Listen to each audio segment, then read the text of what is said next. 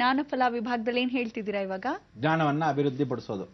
ಆ ರೀತಿ ಜ್ಞಾನವನ್ನ ಅಭಿವೃದ್ಧಿ ಪಡಿಸ್ತಕ್ಕಂಥ ವಿಚಾರವನ್ನ ಪ್ರತಿದಿನ ಮಾಡ್ತಾ ಹೋಗ್ತೀವಿ, ಎಷ್ಟು ಮಟ್ಟಿಗೆ ಸಾಧ್ಯವೋ ಅಷ್ಟು ಮಟ್ಟಿಗೆ. ಅಂದ್ರೆ ನಾವೇನ್ ಪಡಿಸ್ಬೇಕು ಅಂತಲ್ಲ, ಇಡೀ ಜಗತ್ತಲ್ಲಿ ಯಾರ್ಯಾರು ಮಹಾನೀಯರಾಗಿರ್ತಕ್ಕಂಥವ್ರೆಲ್ಲರೂ ಕೊಟ್ಟಿರ್ತಕ್ಕಂಥ ವಿದ್ಯೆಯಲ್ಲಿ ಅಲ್ಪ ಸ್ವಲ್ಪ ನಾವು ಕಲ್ತಿರೋದರಲ್ಲಿ ಅದನ್ನು ನಿಮ್ಗೆ ಹಂಚ್ತಾ ಇದೀವಿ ಅಷ್ಟೇ. ಅದಕ್ಕೋಸ್ಕರ ಯಾವತ್ತು ಎಷ್ಟೇ ಕಲಿತರೂ ಸಹ ನಾವೆಲ್ಲ ಯಾವತ್ತು ಸ್ಟೂಡೆಂಟ್ಸ್ ಆಗೇ ಇರಬೇಕು. ಏನಂತೀರಾ? ಆ ಒಂದು ಸ್ಟೂಡೆಂಟ್ ಆಗಿದ್ದಾಗ ಇನ್ನೊಂದು ಟೀಚರ್ ಯಾರಾದ್ರೂ ಬರ್ತಾರಾ, ಇನ್ನಷ್ಟು ಜ್ಞಾನ ಸಿಗತ್ತಾ, ಅದನ್ನ ಯಾವತ್ತೂ ಹುಡುಕ್ತಾ ಇರಬೇಕು. ಆವಾಗಲೇ ಮಹಾಜ್ಞಾನವು ಅಭಿವೃದ್ಧಿ ಆಗೋದು. ನಮಗೆಲ್ಲ ಗೊತ್ತಿದೆ ಅಂತ ಕೂತ್ಕೊಂಡ್ಬಿಟ್ರೆ ಪ್ರಯೋಜನವಿಲ್ಲ. ಆಮೇಲೆ ಯಾವ ಕಾಲಕ್ಕೂ ತಿಳ್ಕೊಳ್ಳಿ, ನೀವು ಮಂತ್ರಗಳು ಹೇಳಬೇಕಾದ್ರೆ ಅಥವಾ ಶ್ಲೋಕಗಳು ಹೇಳಬೇಕಾದ್ರೆ ಆ ಶ್ಲೋಕಗಳನ್ನ ನೋಡ್ಕೊಂಡು ಹೇಳೋದ್ರಲ್ಲಾಗಲಿ, ಯಾವ ಕಾಲಕ್ಕೂ ಕೇಳ್ಬಿಟ್ಟು ಮಾಡೋದಾಗ್ಲಿ ಖಂಡಿತ ಬೇಜಾರಿಲ್ಲ. ಈಗೋಸನ್ನ ಬಿಟ್ಟು ಬಿಸಾಕಬೇಕು. ಏನಂತೀರಾ? ಅದಕ್ಕೋಸ್ಕರ ಅಂಥ ಒಂದು ಈಗೋಸ್ನೆಲ್ಲ ಬಿಟ್ಟು ಪಕ್ಕದಲ್ಲಿ ಬಿಟ್ಬಿಟ್ಟು ಅಹಂಭಾವ, ನನಗೇ ಗೊತ್ತು ಎಲ್ಲವೂ ಮಾಡಬೇಕು, ಅದೆಲ್ಲ ಬಿಟ್ಟಾಕಿ ನಾವುಗಳ ದೈವ ಸಾನ್ನಿಧ್ಯವನ್ನು ಹೊಂದ್ಕೊಳ್ಳೋಕ್ಕೆ ಈ ಜ್ಞಾನಫಲದಲ್ಲಿ ಅಭಿವೃದ್ಧಿ ಪಡಿಸ್ಕೋಬೇಕು. ಇವತ್ತಿನ ಜ್ಞಾನಫಲ ಏನು ಅಂದರೆ, ಈ ವ್ರತವೆಲ್ಲ ಮಾಡ್ತಕ್ಕಂಥ ನೀವುಗಳು ಇವತ್ತಿನ ದಿವಸ ದೀಪವನ್ನು ಹಚ್ಚಕ್ಕೆ ಪ್ರಾರಂಭಿಸ್ಕೊಳ್ಳಿ. ದೀಪವನ್ನು ಹಚ್ಚೋದು ತ್ರಿಗುಣಾಕಾರದಲ್ಲಿ ಹಚ್ತೀವಿ ದೀಪವನ್ನು, ಅಂದರೆ ಹೊಸಲ ಮೇಲೆ ಮತ್ತು ತುಳಸಿ ಕಟ್ಟೆಯಲ್ಲಿ. ಆದರೆ ಜೀವನ ಪರ್ಯಂತ ತಿಳ್ಕೊಳ್ಳಿ, ತುಳಸಿ ಕಟ್ಟೆ ಉತ್ತರಾಭಿಮುಖಕ್ಕೆ ಇಟ್ಟು ದೀಪವನ್ನು ಹಚ್ಚತಕ್ಕಂಥ ವಿಚಾರವನ್ನು ತಮಗೆಲ್ಲರಿಗೂ ಹೇಳಿದ್ದೀನಿ. ಆದರೆ ಯಾವ ಹೆಂಗಸು ಮನೆ ಮುಂದೆ ದೀಪ ಹಚ್ಚಲ್ವೋ ಜೀವನ ಪುರಿ ಅಂತ ಕರಿ ಕರಿ ಕರಿ ಅಂತ ಕಪ್ಪಾಗಿ ಹೋಗುತ್ತೆ. ಆ ಕರಿಯಾಗಿರ್ತಕ್ಕಂಥ ಕಪ್ಪು ಜೀವನ ಪರಿವರ್ತನೆ ಮಾಡ್ಕೊಳ್ಳೋಕ್ಕೆ ಏಕಾಂತ ರೂಪ. ಅದಕ್ಕೆ ಈ ಕಾರ್ತಿಕ ಮಾಸದಲ್ಲಿ ಸೋಮವಾರ ಆಗಿರೋದ್ರಿಂದ ಇನ್ನು ಮೇಲೆ ಎಲ್ಲರೂ ವಿಶೇಷವಾಗಿರ್ತಕ್ಕಂಥ ಕಪ್ಪಲ್ಲಿ ಬೆಳಕನ್ನು ತಗೊಂಬರೋಣ. ಹೇಗೆ ತರ್ತೀರಾ ಗೊತ್ತಾ? ಹಳೆಯ ಸೌದೆಗಳನ್ನು ವಿಶೇಷವಾಗಿ ಸ್ವಲ್ಪ ಮಟ್ಟಿಗೆ ಅಗ್ನಿ ಸ್ವರೂಪವಾಗಿ ಅಗ್ನಿ ಸ್ಪರ್ಶವನ್ನು ಮಾಡಿ, ಅಲ್ಲ ಆದಮೇಲೆ ಇಜ್ಜಲು ಸಿಗುತ್ತೆ. ಇಲ್ಲ ಇಜ್ಜಲುಗಳೆಲ್ಲಾದರೂ ಮಾಡಿದ್ರೆ ದಯವಿಟ್ಟು ಇಜ್ಜಲು ತನ್ನಿ. ಸಾಯಂಕಾಲ ಸಂಧ್ಯಾ ಹೊತ್ತದಲ್ಲಿ ನೀವೆಲ್ಲರೂ ಧೂಪವನ್ನು ಹಾಕೋಕ್ಕೆ ಸಾಂಬ್ರಾಣಿ ಮನೇಲಿ ಉಪಯೋಗಿಸೋದಿಲ್ಲ. ಈ ಸಾಂಬ್ರಾಣಿ ಬರೋದು ಬಂಡೆ ಕಲ್ಲುಗಳಿಂದ. ಆ ಬಂಡೆ ಕಲ್ಲುಗಳು ಸಾಂಬ್ರಾಣಿ ದೇವತೆ ಅಂತಲೇ ಇದ್ದಾಳೆ, ಇಂದ್ರನ ಪತ್ನಿಯಾಗಿರ್ತಕ್ಕಂಥ ಆ ವಿಶೇಷವಾಗಿರ್ತಕ್ಕಂಥ ಸುರುಚಿ, ಅವಳ ಮುಖಾಂತರವಾಗಿ ಬಂದಿರೋದೇ ಸಾಂಬ್ರಾಣಿ. ಇದೇನು ಅಂದರೆ ನಾಗದೇವತೆಗಳಿಗೋಸ್ಕರ ಮಾಡಿರ್ತಕ್ಕಂಥದ್ದು, ದೋಷಗಳನ್ನ ಪರಿಹಾರ ಮಾಡುತ್ತೆ. ಗರ್ಭಿಣಿ ಸ್ತ್ರೀಯರಿಗೆ ನೋಡ್ಬೋದು, ವಿಶೇಷವಾಗಿ ಸಾಂಬ್ರಾಣಿಯನ್ನು ತಲೆ ಸ್ನಾನ ಮಾಡಿದಾಗ, ಇನ್ನೇನು 9 ತಿಂಗಳು ತುಂಬ್ತಾ ಇದೆ ಎಂದಾಗ ಮಾಡ್ತಾರೆ.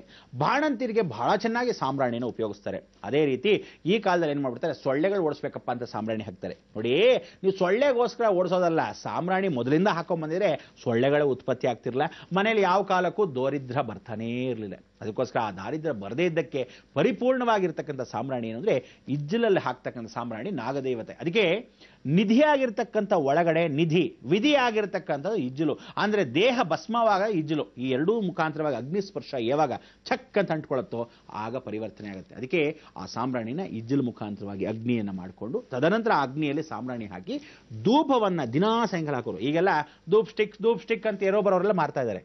ಹಾಗೆ ಮಾರಕ್ಕಿಂತ ಇದೇ ರೀತಿಯಾಗಿ ನೀವು ಮನೆಯ ಒಳಗೆ ಪ್ರತಿದಿನ ಏನು ಮಾಡಬೇಕು, ಬಾಗಿಲುಗಳೆಲ್ಲ ತೆಗೆದು ಮುಂಭಾಗ ಹಿಂಭಾಗ ಹಾಗೇನು ಕೂತ್ಕೊಂಡು ಎಲ್ಲೋ ತೆಗೆದುಬಿಟ್ಟು ಕೂತ್ಕೊಂಡು ಮರ್ತು ಬಿಟ್ಬಿಟ್ಟಿರ, ಯಾರಾದ್ರೂ ಹಿಂದೆ ನುಗ್ಕೊಂಬಂದ್ಬಿಟ್ಟಾರೋ, ಅರ್ಥ ಆಯ್ತಾ?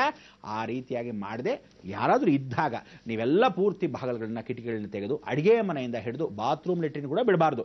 ಮನೆ ಎಲ್ಲ ಆವರಣ ನಿಮ್ಮದೇ. ಅದಕ್ಕೋಸ್ಕರ ಎಲ್ಲ ಕಡೆನೂ ಹೀಗೇ ಧೂಪವನ್ನು ತೋರಿಸಿ ದೇವರಿಗೆ ನಮಸ್ಕಾರ ಮಾಡಿದ ನಂತರ ಹೊರಭಾಗದಲ್ಲಿ ಬಂದ ಧೂಪವನ್ನು ಹಾಕಿ ಹೋಗಿ ಸಾಯಂಕಾಲ ಪ್ರತಿದಿನ ಈ ರೀತಿ ಮಾಡಿಕೊಂಡಾಗ ಯಾವುದೇ ಚಿ ಅಂದರೆ ಇವತ್ತು ಅದನ್ನು ಚಿ ಅಂತ ಕರೀತಾರೆ ಚೈನೀಸ್ ಅವರು, ಅದಕ್ಕೆ ಚೈನೀಸ್ ವಾಸ್ತು ಅಂತ ಇಟ್ಕೊಂಡ್ಬಿಡ್ತಾರೆ. ನಮ್ಮದನ್ನ ಅವ್ರು ಇಟ್ಕೊಂಡು ಹೋಗ್ಬಿಟ್ಟು ಅವ್ರು ಅಲ್ಲಿಂದ ಕಳಿಸಿದ್ರೆ ಚೈನೀಸ್ ವಾಸ್ತು ರೀ ಅಂತೀರ. ಅದೇ ನಮ್ಮವ್ರು ನಮ್ಮಲ್ಲೇ ಇಲ್ಲಿ ಹೇಳ್ತಾ ಇದ್ರೆ ಕೇಳೋದೇ ಇಲ್ಲ, ಏನು ಮಾಡ್ತೀರಾ ಕರ್ಮ. ಅದಕ್ಕೆ ಸಣ್ಣ ಪುಟ್ಟ ಬೆರಣಿಗಳು, ಹಸು ನೋಡಿ ಎಷ್ಟು ವಿಶೇಷ, ಸಣ್ಣ ಪುಟ್ಟ ಬೆರಣಿ ತೊಗೊತೀವಿ, ಸ್ವಲ್ಪ ಮಟ್ಟಿಗೆ ಸೌದೆ ಇಜ್ಜಲು ಮಾಡ್ಕೊತೀವಿ, ಎಲ್ಲವನ್ನೂ ಮಾಡಿಕೊಂಡು ಆ ವಿಶೇಷವಾಗಿರ್ತಕ್ಕಂಥ ಸಂಕೀರ್ತನವನ್ನು ಧೂಪವನ್ನು ಹಾಕ್ತೀವಿ. ಯಾರ ಮನೇಲಿ ಧೂಪವನ್ನು ಹಾಕ್ತಾರೋ ನಿಜ ಜೀವನದಲ್ಲಿ ಯಾವ ದರಿದ್ರನೂ ಮನೆಗೆ ಬರಲ್ಲ ಅಂತ ಈ ಮುಖಾಂತರ ಹೇಳ್ತಾ ಕಾರ್ತಿಕ ಮಾಸದಿಂದನೇ ಪ್ರಾರಂಭಿಸ್ಕೊಳ್ಳಿ. ನಿಮ್ಮ ಜೀವನದಲ್ಲಿ ಎಲ್ಲ ಧೂಪವನ್ನು ಹಾಕಿ, ಅಲ್ಲಲ್ಲಿ ಏನಾಗಿರುತ್ತೆ, ಗೂಡುಗಳು ಕಟ್ಟಿರುತ್ತೆ, ಅದಾದ ಮೇಲೆ ಗೀಜುಗಳು ಗೂಡು ಕಟ್ಟಿರುತ್ತೆ.